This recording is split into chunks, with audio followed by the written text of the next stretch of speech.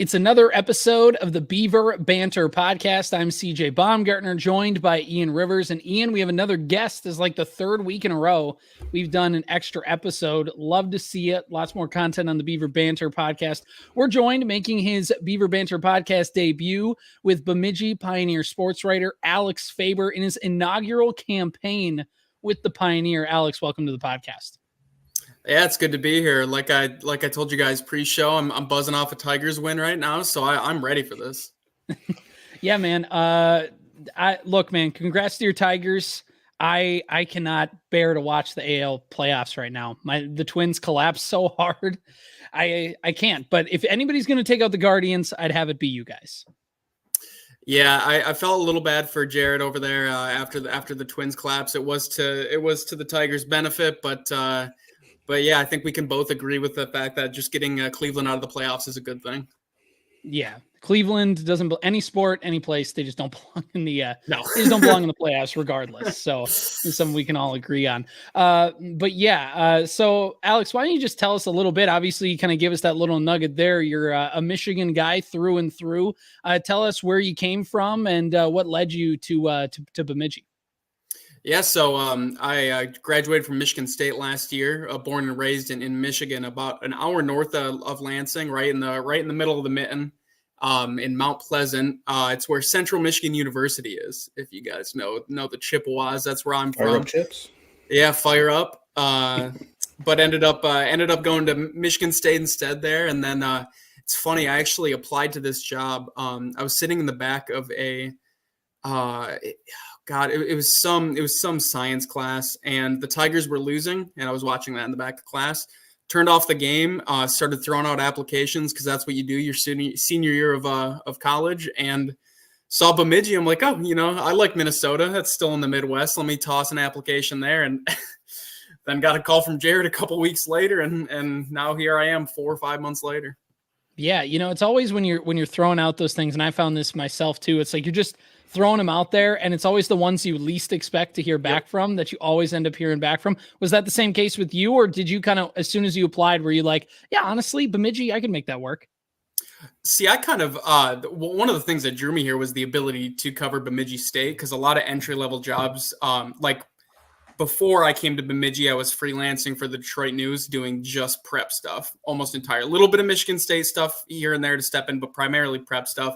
So I expected to just get a prep job. There was a couple of in the Chicago area, the Chicagoland suburbs, whatever, some high school prep stuff. So I didn't really expect to get one here. But then when I had the interview, it actually went really well. Interviewed with Jared, obviously, and I brought up Dune. Just because I'm a big reader, big writer, and he was like, "Oh, I'm reading Dune too." So him and I just started shooting the breeze about that. And after that, I was like, I think I might have this one in the bag. That was a really good interview. Very nice, very nice. You said, we talked a little bit before we started recording on how you ended up at Michigan State, but talk to us a little bit about what your path was like to get to that university. That's a pretty big school. Yeah, so I actually I ended up going to community college first before I went there, because I went into college thinking I was going to be in politics. Little bit of a switch up there. In fact, when I went to Michigan State, I went to Mid-Michigan, wanted politics, started liking journalism because I'm a big writer, transferred to Michigan State. Had always been that's been kind of my sights the entire time. It was within my price range, within my grade range and stuff. So wanted to stay kind of near my house. So went over there, and I started doing global politics was my first thing. And then I started writing for a Red Wings fan blog, just kind of like randomly just bored my dorm. And I was like, oh man, politics is interesting, but this is fun. And if I can get paid to watch sports, I mean, that's kind of the goal. So made the switch, ended up writing for the student newspaper over at Michigan State, covered their football team, their hockey team, the basketball team, did some really cool stuff there. So yeah, it was a kind of a weird transition there from politics to sports, but I don't regret it at all. I'll tell you that much, especially this year. Yeah. And, you kind of answered the question I was going to say, which was kind of when you decided you wanted to do sports journalism, and you answered it there. So the next follow-up, I guess, is, you said you got to cover some great stuff. Before getting to Bemidji, what's kind of been the highlight of your kind of early sports journalism career? What Michigan State basketball is amazing to cover. Obviously, it's the thing at MSU, but covered their tournament run last year, and it wasn't a super deep one. But we ended up going out to New York, and I got to cover a Sweet 16 game in Madison Square Garden. That's that's the peak. I mean, you can't really beat that. There's been cool games I've watched before, but I mean, to cover a game like that, I was so lucky. It was the coolest. So it's that, and it's not even close. Yeah, I was gonna say you set your bar like super high. To be fair, Ian did cover a Michigan State game in the Final Four, and by that I mean he was at the Final Four game in Minneapolis. Yeah, I didn't do much covering of the game, but I was there. I watched it happen. He was there. He was talking about it. Tech?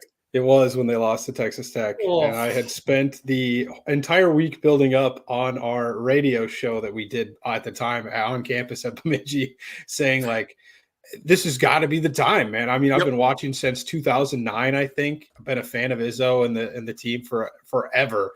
And I'm like, this is the team that's got to take it over the top. Cassius Winston, the seniors played super well. Like, it was just heartbreaking to see that happen. I'll never forget that missed three by Matt McQuaid at the end of the game. It's going to haunt me for the rest of my life. But yeah, a great tournament run. You want to talk about great tournament runs. That was probably that game against Duke was phenomenal. But I was going to say that Duke game, I don't keep track of my blood pressure during games because that's probably a good thing. But if I was keeping track there, I think that would have broke the record. I was barely breathing by the end there. My face was red and I was it was getting bad. Yeah. So you get to Bemidji, I guess, and just kind of what was your early impressions? Did you take the job before you got a chance to get out here? And if you did, kind of just describe the first time you strolled into Bemidji. Yeah, so I actually I took this job before even being to Minnesota. This was my first time in Minnesota even. And I thought it was pretty funny. My parents helped me move. And I told them when I got the job, because they were hoping I was a little closer to home, but I'm like, hey, I'm still in the Midwest. I'm east of the Mississippi. And then as we're driving here, we drive over the Mississippi heading west. And they were like, oh, you're not west. You're west of the Mississippi. Depends on what part of town you're in, I guess. Yeah, exactly. Yep. Over there, over by Paul Bunyan Drive. But yeah, it's been cool. It feels pretty similar to home, honestly. It's about Mount Pleasant might be a little bit bigger, but it's about the same size, a small university, that type of thing. Been really enjoying checking out some of the food, some of the local food scene. That was kind of my first to-do list is, okay, let me go and eat. Let me check out some bars. You got a favorite yet, or something that's kind of leading the pack? The Thai place downtown is killer. I think the best place to get a beer I found so far is Slim's. I'm loving that place. Slim's. My college house, by the way, maybe 0.2 of a mile from Slim's bar. So we spent quite a few nights there. That's huge. Yeah, that was walking distance, depending on what the temperature was. So anything was walking distance if you really wanted to go to Slim's. So I mean, well, we did. We walked back from Fozzie's one night because we didn't know how far it was. You walked back from Fozzie's from your house? Well, we it was Foz Fest, so we were at the street dance and we were having a little cocktails. So we weren't really thinking all that straight, and we knew we couldn't drive home, and so we're like, you know what? It can't be that far. It's not that big of a town. So we started walking, and yeah, it's a couple mile walk at 11 at night, through town, but we made it home. So. That Fozzie's is pretty good too. Speaking of, that's pretty darn good too. So, with Bemidji, I guess everybody says they're outdoorsy. Just kind of talk about, are you an outdoorsy guy? What does that pertain? Is it just hiking? Is it fishing? Is it whatever? Or you're not? I'll let you answer. Yeah, that was another reason I did this, or I took this job specifically, is I am a big hiker. I love hiking. Love being outside. Kind of a mushroom guy too. I like looking for mushrooms and doing some hunting. So yeah, I've been to Lake Itasca. A buddy of mine flew in from Houston actually. And we went to over to Duluth, checked out some of the North Shore. That was beautiful.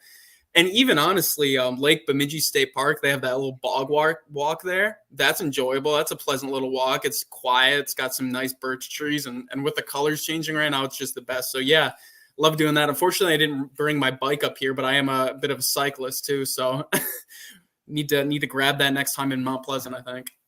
Yeah, well, the good news is you'll get a lot of time to get it here, because once the snow hits, you won't be able to get out there till like May, but so it'll give you plenty of time to figure it out. Have people warned you about the Bemidji winter yet, or do you feel like you got a handle on it?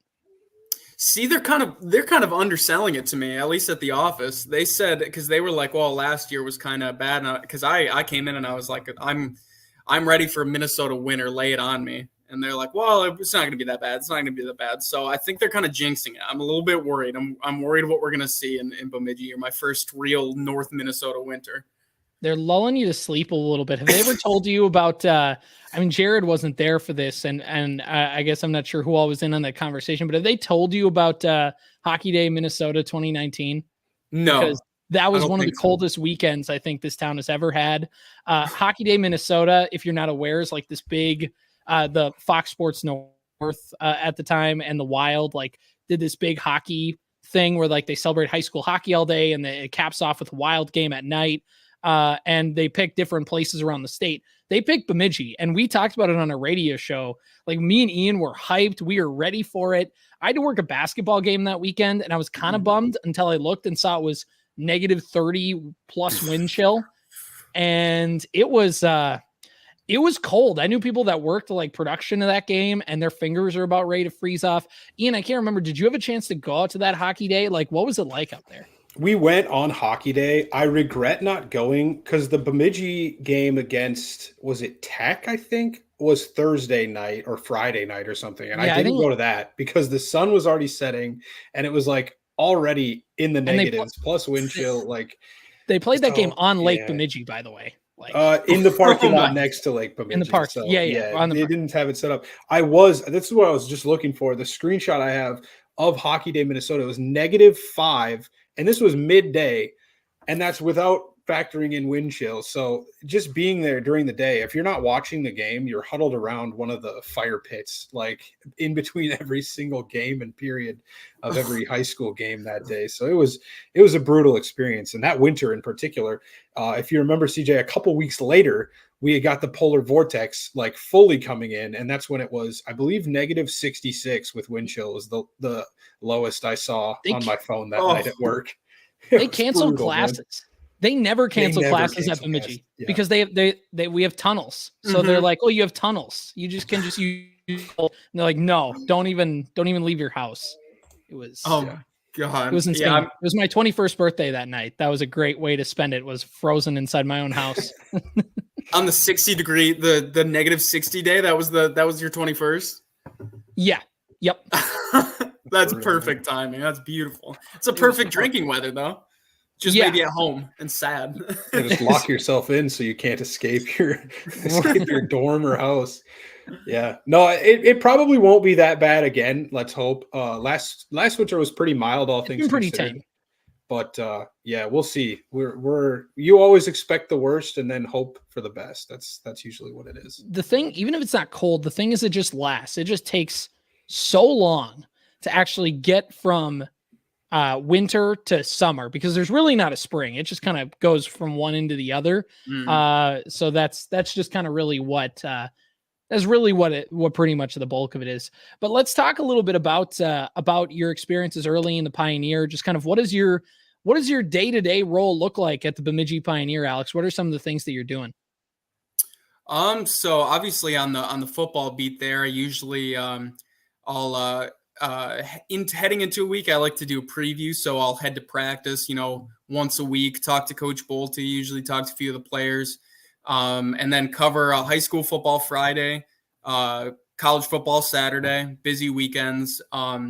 If it's an away game, I'll give Coach Bolte a ring after and talk to him about it, type of thing. And then throughout there, kind of just sprinkle in some high school action over there at BHS. So like this week, I think tomorrow I'm going to be heading to a volleyball game. I think Thursday we've got playoffs starting soon. So all sorts of stuff. This is kind of the teeth of the schedule right now. Jared was writing up the schedule for the next couple of weeks. He's like, just a warning, it's going to get interesting. So a lot of high school sports and obviously a lot of the roles as the football guy. Yeah, and playoff football not too far away. I do play-by-play in my main job, and I'm like in 2 weeks, it's just going to be game for like 2 straight weeks. It's fun, but like you get in the middle of it and you're just like, so it's a lot, but it's fun. And when you're covering some of that stuff, obviously BSU football has been kind of the main beat. Division II football program. What did you really know about Bemidji State football coming in, and what have you learned about whether it's coaching staff, players, just the program in general? What's it been like covering BSU football? Yeah, so I didn't honestly. Bemidji State. My only experience with Bemidji State was knowing that they play. I grew up a Ferris State hockey guy, kind of a fan of them. So they played obviously in the same conference there. So I knew Bemidji State. I didn't really know much about their football team. Got here and did a little bit of research and kind of just dived right in, I guess, kind of without knowing much. So it's been interesting getting to know the players and stuff. But it's very much a Midwestern feel. The kind of thing that Coach Bolte does, and even Austin Brown, who was one of the first coaches I interviewed. He's their new wide receivers coach. They all kind of have that same classic like grinder mentality, I guess. It's very nice. It kind of reminds me to say like Izzo might be extreme because Izzo's so unique, but kind of just that put your head down and work kind of mentality. And he's really honestly a class act after games too. I mean, after this game, I called him. Don't know if you guys watched that game against Northern State. I mean, that was a heartbreaker. Called him after. Class act, super nice. He's been super open about just letting me talk to players, and he'll take time out of his day. The other day, I pulled up to practice, and they had already started, but I needed to talk to Sam McGath.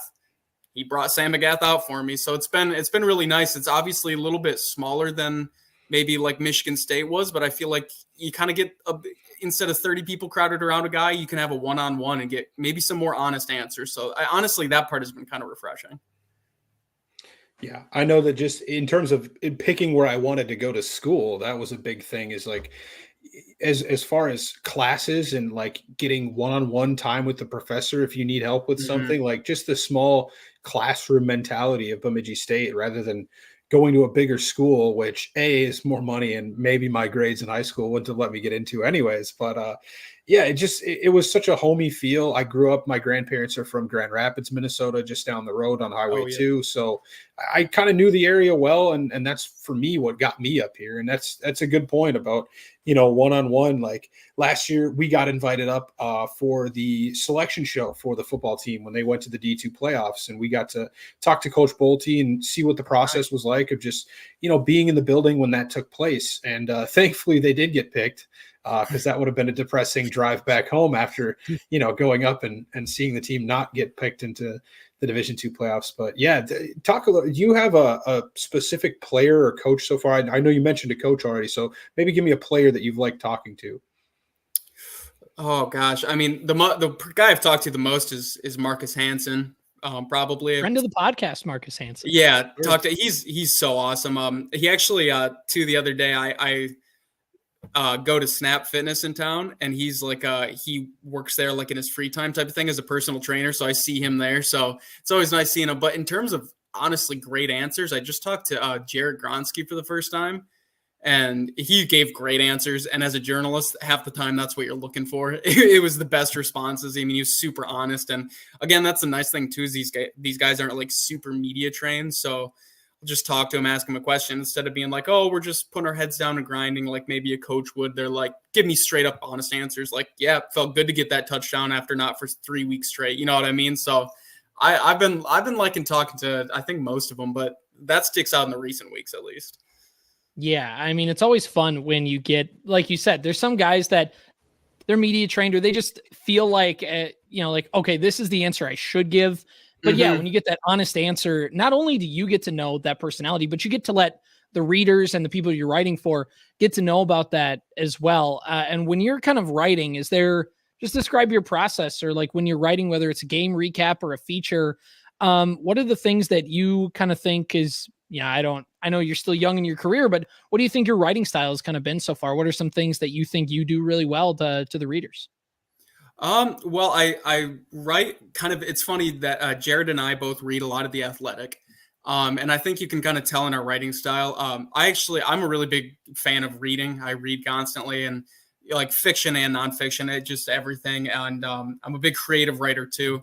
So I kind of like to approach things. I like writing those dramatic leads. I like writing those. Those are some of my favorite things. And I guess, I don't know, I guess I like presenting things a little bit differently, like in a game story.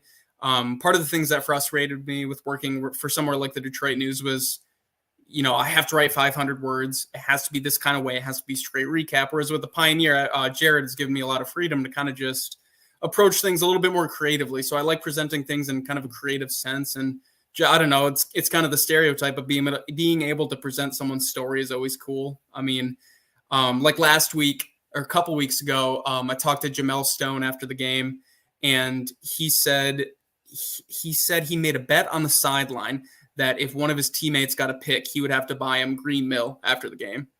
And he did. And that was my lead. Like just some things like that where it's just fun to be able to write a little more creatively, whereas like some other places maybe not have that opportunity. Yeah, and like you talked about, just that ability to be one-on-one. I mean, I know that there's other places that'll cover them here and there, but the Bemidji Pioneer is it, and especially for newspaper. And how much is that giving you an advantage just to get cozy with the guys and just to be, just to kind of get that familiarity, not just for, your day-to-day stuff, but also just early in your career? How nice is it to kind of feel like you just get this space to run wide open? Yeah, I mean, that's the best. I mean, it's the best. I mean, like I mentioned earlier, like when you're surrounded with 30 other guys trying to get the unique answer, and even if you do get the unique answer, everyone else is going to have that on their recording too. So to have the ability to get on that, and I like kind of being on that level with someone where I can talk to them and maybe get kind of a sense of familiarity. I think I only get better at that as time goes on. Maybe the first couple of times it's a little awkward, but kind of build up a rapport with guys so they're more comfortable to talk to after. He's not one of the BSU people, but Kyle Fodness over at the high school. I mean, he's a guy who I'm just super comfortable with now. He's the best. He's the girls' tennis coach there, and just kind of started with rapport with them. You're able to talk to him about not just the sport, but what's going on in their lives and stuff. So it is really nice to be able to get that, and that's kind of one of the things that drew me here. It's not a Gannett paper. It's not one of the papers that you have 30 other competitors. So it's awesome. Yeah, absolutely. I mean, that's a great point. It's something a lot of people don't think about is like, I mean, you're given that interview, you're surrounded, like your question is everybody's question. Essentially, They're going to be able to write anything that player says. It's not, one-on-one necessarily like you want it to be. But let's talk a little bit about what you've seen from the team and the play on the field so far this season. Up until maybe 48 hours ago, the team was playing pretty well this season. That's been pretty on par with this program. They've been steadily increasing the rate of play ever since CJ and I kind of got around on campus, 6, 7, 8 years ago. So this is par for the course. This has been one of the better seasons. We just made a transition at quarterback, a huge one for most teams, to go from a guy like Brendan Alt, who's been there for so long and done that, to go to Sam McGath, who is, now got plenty of experience under his belt. But it's a different transition. They're now more of a running offense, which we never saw from them in the past. So yeah, just talk me through what you've seen from this team for the first 6 weeks. Yeah, I mean, you mentioned there on offense, the big storyline heading into the season was that transition at quarterback, and I think McGath's been pretty good. Obviously, there's been some nights where he's thrown some turnovers, but I think it's overshadowed by some of the connections he's had with like Bryce Peters. Obviously, I mean, I think Bryce Peters right now has over 600 receiving yards, leads the NSIC in receiving yards, and I believe receiving touchdowns. That connection has been dynamic. He hasn't been, I think he's third on the team in rushing. Sam McGath is second or third. So he has been using his legs a decent amount too. And he obviously that's a big ability. Guys even saw last year when he would step in there for Brandon All on the Wildcat. But like you mentioned, offensively, along with the McGath and Peters connection, it's been a lot of run-based stuff. Jaden Washington and Jared Gronsky running in between the tackles. It's been a pretty balanced look. I wrote a story a couple weeks ago about how time of possession has been kind of key this year. And it really is it makes it easier for Sam McGath when on first and second down, you have Jared Gronsky rumbling ahead for 3 yards or Jaden Washington running ahead for 4 yards. And when you've seen them struggle this year in games, it's been when they're maybe not able to offensively get that kind of push on first and second down. They're getting behind the chains. like Northern State this weekend. Heading in, they were 8 for 9, I believe, on fourth down conversions. They went 0 for 2 in the first half. And that was just because they were in those long, it was 4th and 8 and 4th and 9, something like that, where they're both just kind of long situations. So, I mean, the rushing attack has been key this year. It's been able to set up that attack with Sam, McGath, and Peters through the air. So offensively, it's been super fun to watch. But like I said, last week was a little bit different. It was a little odd. You saw it kind of falter a bit. But, I mean, that offensively, that's what I've been seeing.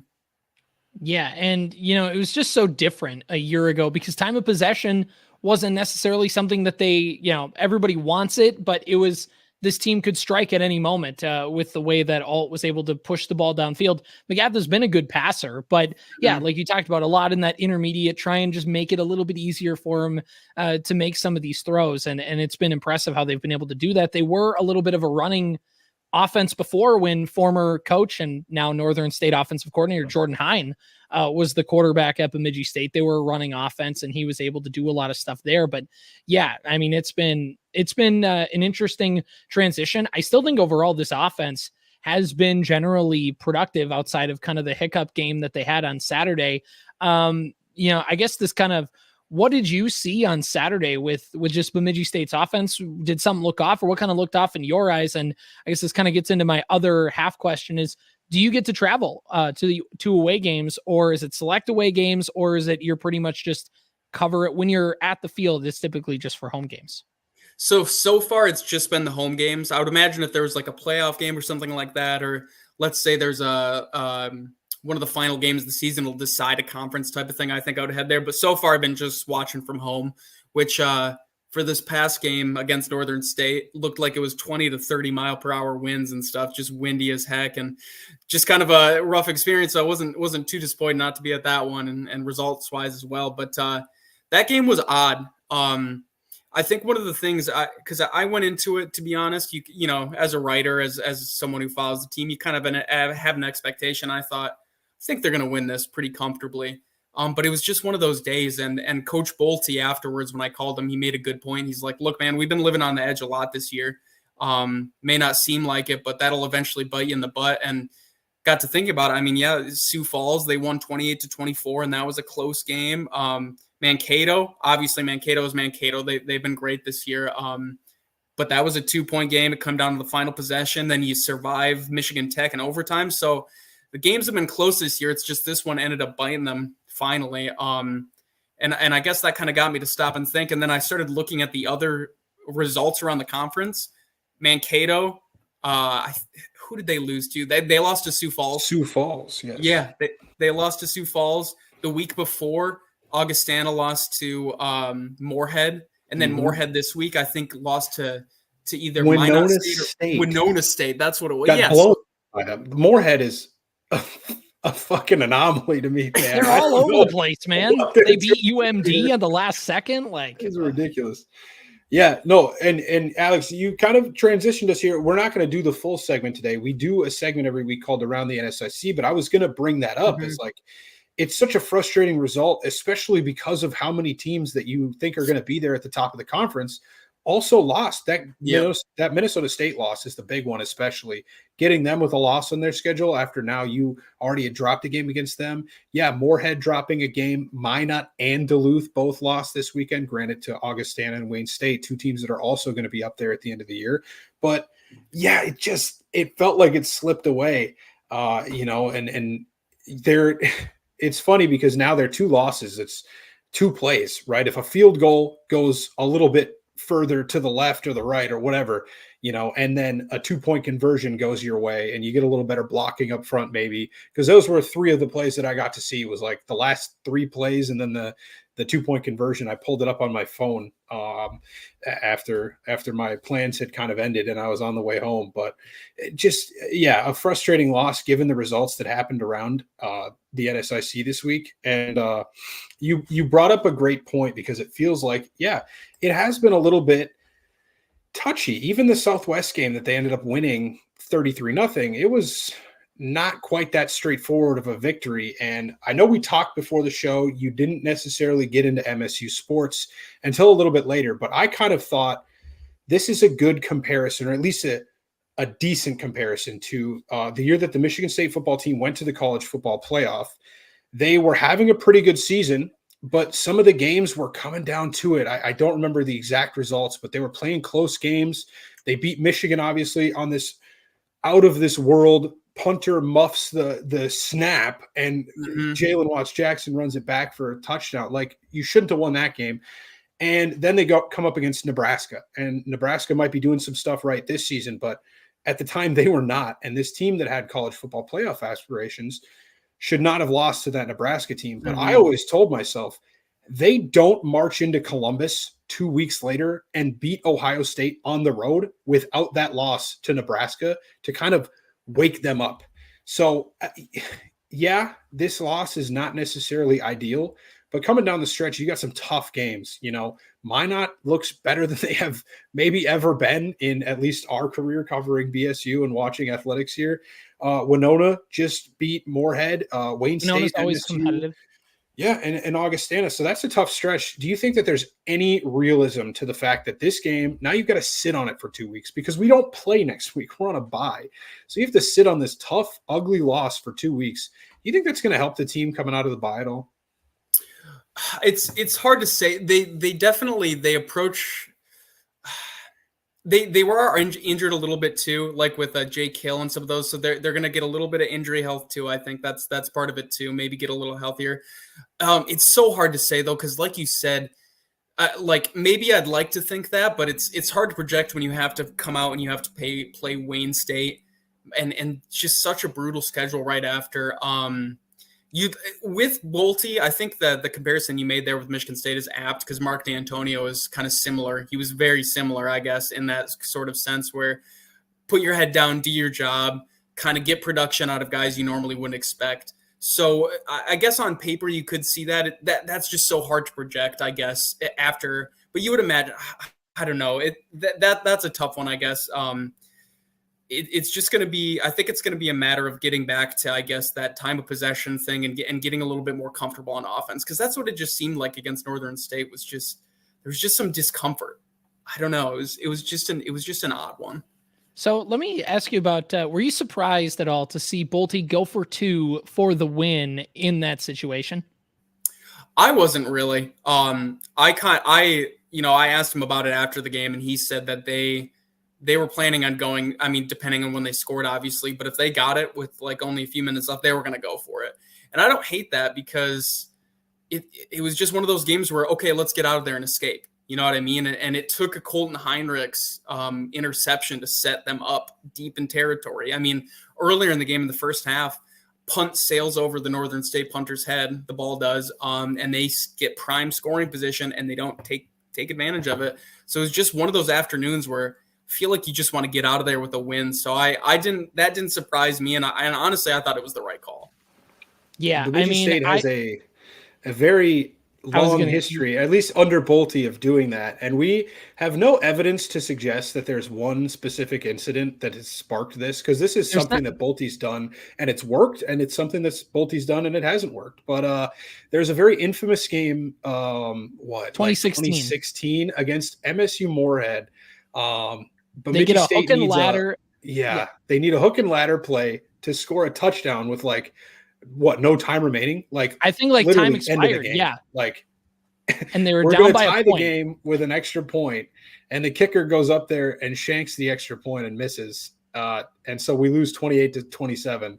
So we have no evidence that that's the actual turning point when Bolte started going for 2 in this situation or not. But ever since then, we have been doing that in situations like this. So no, that moment might have turned him into the Joker. We can't confirm that, but but ever since then, he's been in those situations. He went for 2, and the most famous example is homecoming in 2018 when they were down by 3 scores at halftime to Sioux Falls, and they come back and they get a touchdown and they go for the win and they get it, and then they jump in the lake and all that stuff. And it was one of the best comebacks I've ever seen in my time at Bemidji State. And it's because they went for it, and Bolte's kind of had that reputation. And I agree. I think that's the right play call. I know in the moment when it doesn't work, it's frustrating and you're like, just go to overtime and see what happens. But it's one play.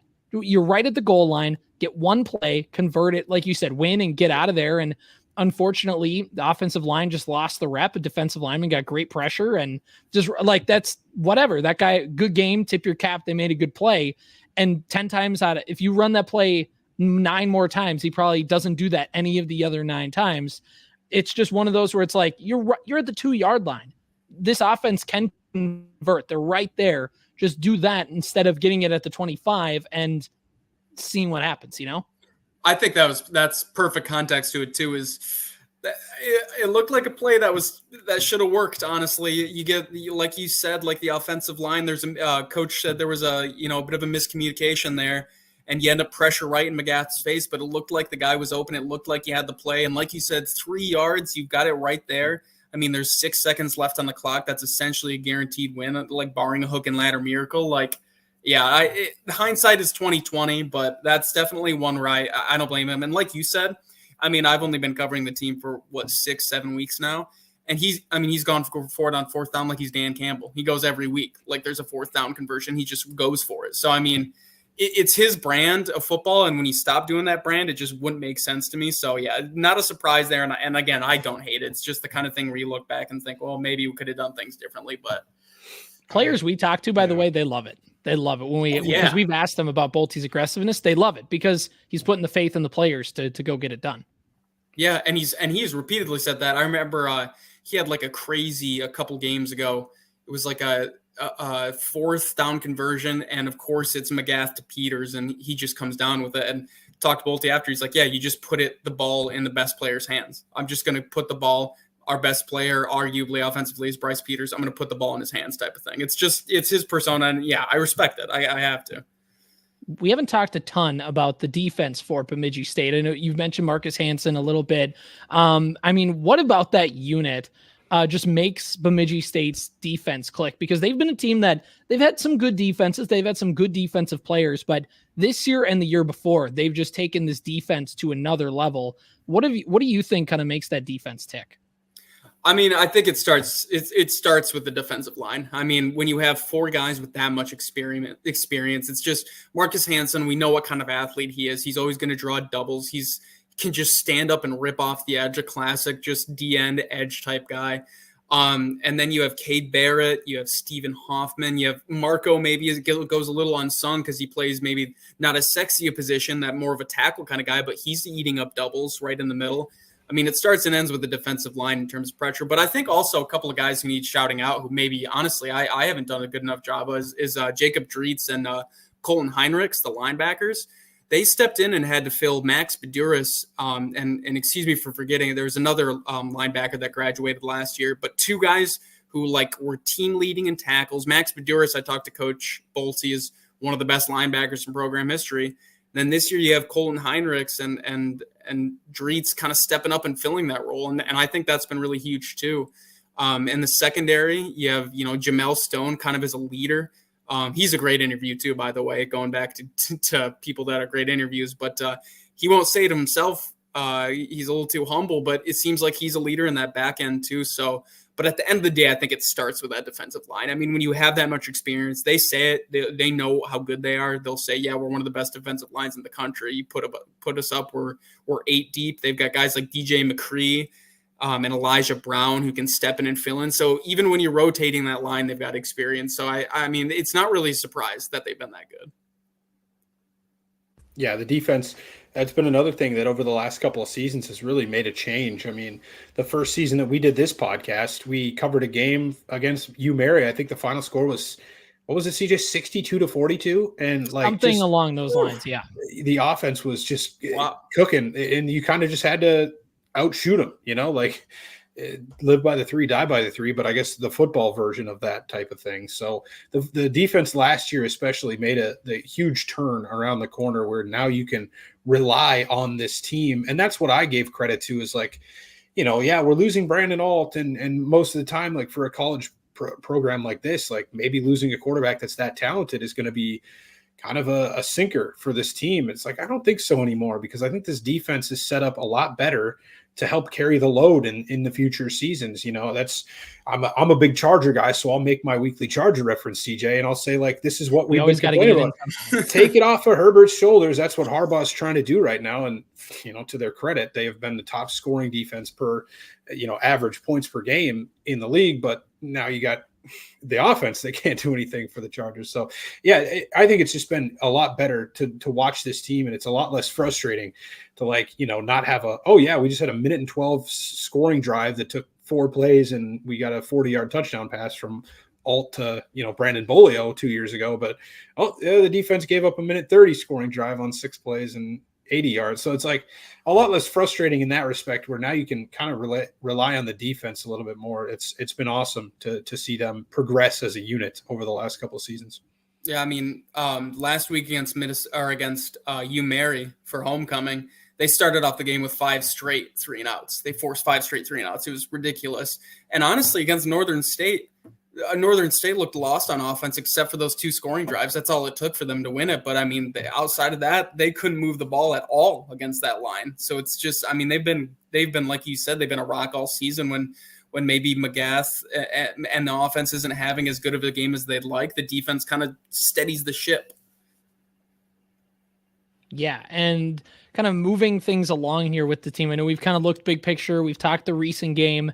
I kind of want to move things back around again. You got to cover that homecoming game, and I know you did a story about the lake jump and all that. So kind of give us your introduction kind of to when you first heard about the Bemidji State homecoming lake jump, and I guess just walk us through that story. Yeah, it was that was super interesting to me. I didn't know anything about it.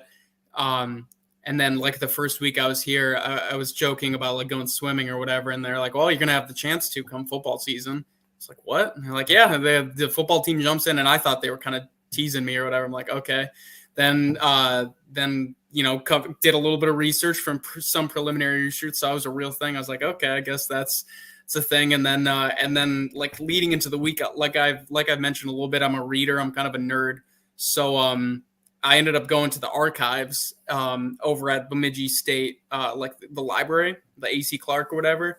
Went down there on the old microfilm and looked at some old Pioneer stuff to see, like, the first pictures of the jump and stuff. So put together just a little story about how that started and a little bit of that. Weirdly enough, a lot of the information, other than Kristen put together over an SAD over at Bemidji State, put together a great history piece. She's the best over there. So she got me that. But then the other information I found was on the Syracuse Orange, which was their Syracuse student newspaper, did a story on it, which is the weirdest thing. And that's where a lot of the information came from as well. But yeah, no. And then finally got to experience it myself, front and center. I'm sure you guys saw the videos on Twitter. I kind of wedged myself right up there on the riverbank and got to see it all, but it was awesome. I mean, especially seeing Bolte come in there and they're all just splashing them and doing the chant and stuff. I mean, that's just the best. Yeah, a lot of unique traditions at BSU. I'm sure it doesn't come as too much of a shock to you, just being from Michigan, where it does, in fact, get cold still, as much as we hyped up Minnesota winters before. But I don't know if it's allowed anymore, but I know that they used to use the lake as like a makeshift parking lot during the winter. All the college kids would just drive up on the lake and park right next to campus, so they didn't have to walk a mile in the snow and slush. But I don't know. I've heard rumors that that's not allowed anymore, probably due to something bad happening. I'm sure somebody's car is at the bottom of the lake. Yeah. Yeah. But I remember my dad asked me one time, because he used to work in his corporate office was in Arkansas. And so he asked me one day, just randomly, he's like, "Are you on campus right now? I need you to send me a picture of all the cars on the lake," because nobody believes me that they actually park on the lake as like a parking lot. So yeah, it's pretty unique up here. And the lake jump, like I said, I put a tweet out when Northwestern is playing, like right next to, Lake Michigan there in Chicago. Mm-hmm. Some college football page put a post out about it, like, "Oh, look at this. Isn't it the most unique site in college football?" And I'm like, no, it's not, because we've been doing this, but for like 100 years, in fact. Exactly. So Yeah, I mean Chet and the Chet is it's an older site, but it's got a lot of history to it, and just kind of when the Chet gets rocking, I mean, what's been your kind of takeaways from watching game days? I know you've seen high school football games there too, but specifically BSU football games. What's it like when a game's going there? I mean, it's awesome. I mean, just seeing a lake off to the side, it's so cool.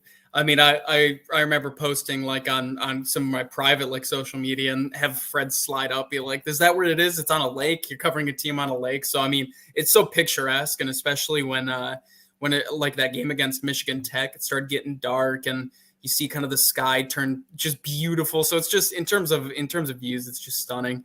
And then, yeah, it gets pretty darn loud, especially that first game, it got loud. And I'm sure they haven't really played like a really great team at home yet, to be honest. Like they played UMary and then Southwest Minnesota State, but I kind of can't wait for a team like Mankato, or I think Wayne State is coming to town, and Wayne State's a pretty darn good team. So I'm kind of excited to see how it gets to when you got a really good opponent on. But yeah, it's super fun. It's like it's got a lot of character to it. I don't know, like walking up the steps to it and being in the press box a little close with everyone. But I don't know. I like a stadium with some character. Big question here. When you're in the press box, do they still feed you Keith's Pizza? Do you still get that?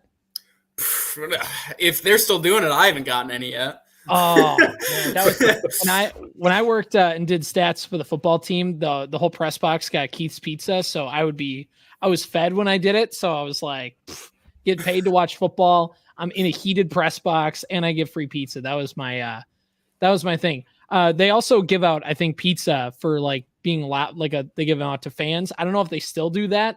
But that was also a highlight, more at the hockey games, because those I could go to, but yeah, that's another spot. If you haven't hit up yet, Keith's and Dave's Pizza, those are the two big pizza places in town.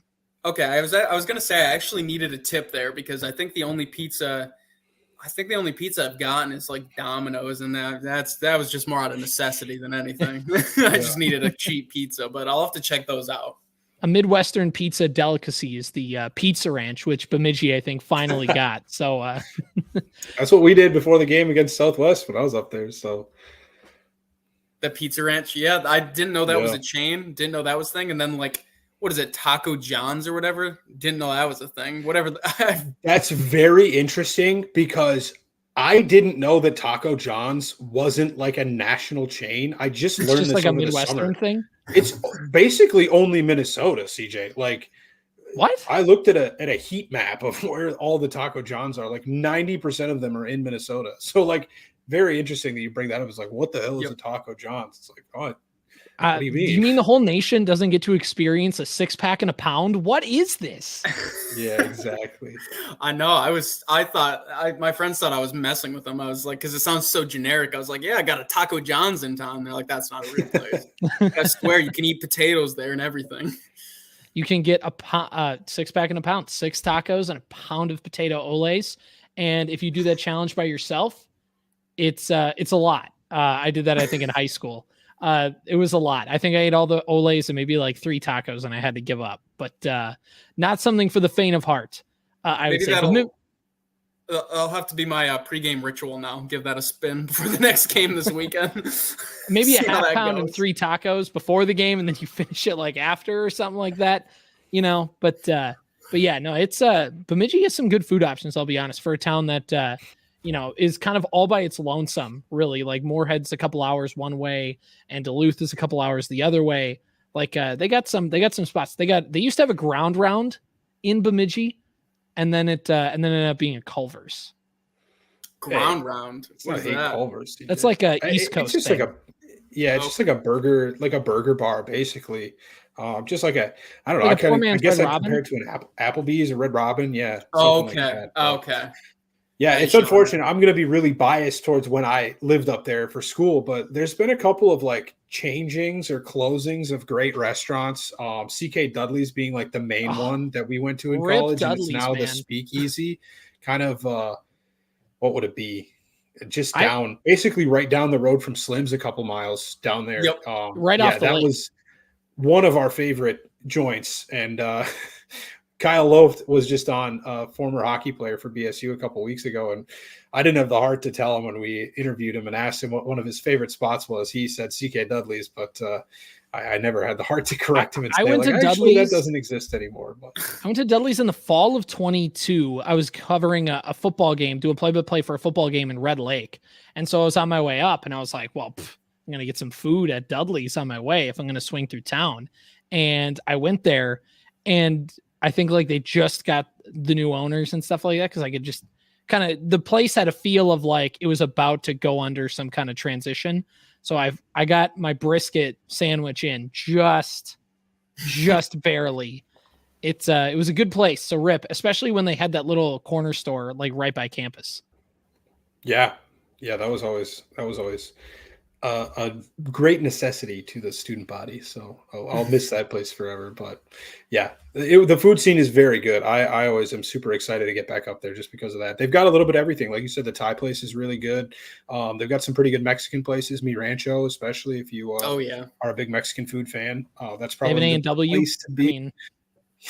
Dude, we got so excited about that A&W when they put it in there because we live like a half mile from it. And I think we went like opening weekend and never again. Well, we in college, we're taking over this podcast, Alex, by the way. When we were in college, we had to take a credit, for fitness. So it was recommended to me by a senior my freshman year that I take bowling. It was my sophomore year, and it's at the Bemidji Bowl. You just go to the bowling alley and you just bowl 3 games a week and then you're done. And me and my roommate would go there, and the A&W is on the way. So every time we went to a class for our physical education credit, we stopped at A&W for a Papa Burger and a milkshake. And it was the best. Their cheese curds are killer. I won't lie. That some A&W cheese curds kind of just hit a little different. Yes. All right, we got 9 minutes here before the hour mark kicks in, and we got to log off here. So, Ian, you got any more questions for Alex? Nothing Bemidji State related. I was going to ask you before we get out, what's one in particular memory that you have of being a Spartan fan? What's probably one of the best? Doesn't have to be the best off the top of your head, but just what's one thing that is super memorable to you as a fan? Oh gosh, there's so many. I'll go with this one. This one is kind of cheating because it wasn't as a fan, but I kind of was a fan. It was when I was covering the basketball team, and they had just beat Penn State or something on a random Thursday. And we go to the press conference after, and I asked Tom Izzo about an injury to Carson Cooper, some random player. It wasn't a great question. And he goes, you just ask a question about an injured player after a win like that, and that's what you want to know? You must be you're Mr. Irrelevant of the media. Oh man! And I'm just sitting here as a college student newspaper guy. I just got called Mr. Irrelevant by Tom Izzo. I just sat there and ate. I was like, okay, but that's kind of my badge of honor. I feel like if you cover Tom Izzo, you have to be insulted at least once. So that's got to be up there in memories. Absolutely. That's great. I mean, honestly, you could call Mr. Irrelevant by Izzo, and you're not irrelevant anymore because you're the guy that Tom Izzo called irrelevant. So you know what? You take it. Exactly. Yep. And I'm going to add this one too. I'm going to cheat. I'm going to add 2. 2017. I wasn't at Michigan State yet. Obviously I was in high school. I think I was a sophomore. I left homecoming early to go watch the end of the Michigan State-Michigan game. That was another good one. And they won. Yep. Very nice. All right, Alex Faber of the Bemidji Pioneer. He's a sports writer there. Alex, where can people go check out the good work you do at the Pioneer? Yeah, so obviously at pioneer.com there, but also follow me on Twitter at Alex PIC Faber. I think that's where I send a lot of tweets, a lot of spam your feed with some live updates for sure. But I also put out some stories there. So if you want to go check that out, that's always a great place to reach me. All right, Alex Faber making his preliminary, inaugural, whatever word you want to use, appearance on the Beaver Banter podcast, talking about some BSU football, also just getting to know Alex as well. Alex, you're welcome back on the podcast anytime through the football season, and I'm sure we'll get you on to talk basketball in the winter too. Sweet. Thanks for having me, guys. Awesome. Glad to have you on. It's the Beaver Banter podcast.